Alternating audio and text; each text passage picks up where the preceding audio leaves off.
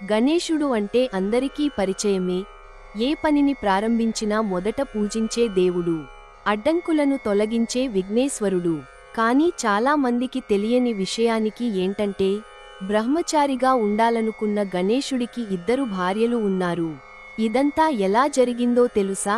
ఒకప్పుడు తులసిదేవి గణేశుడిని పెళ్లి చేసుకోమని అడిగిందట. కానీ గణేశుడు నిరాకరించాడు.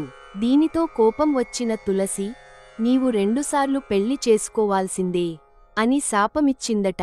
ఈ శాపమే చివరికి నిజమైంది. బ్రహ్మదేవుడి 2 కుమార్తెలైన రిద్ధి, సిద్ధిలను వివాహం చేసుకున్నాడు. అలా గణేశుడు నూతనారంభాల దేవుడిగా ఉండి, తానే తన జీవితంలోని అడ్డంకులను అధిగమించి విజయాన్ని సాధించాడు. ఇది వినగానే మీకు ఆశ్చర్యంగా అనిపించదా? విఘ్నాలను తొలగించే దేవుడు తానే మొదటగా అడ్డంకులను ఎదుర్కొన్నాడంటే, ఇంకా ఇలాంటివి తెలుసుకోవాలంటే ఫాలో అవ్వండి. మరెన్నో గొప్ప పురాణ కథలు మీకోసం ఉన్నాయి.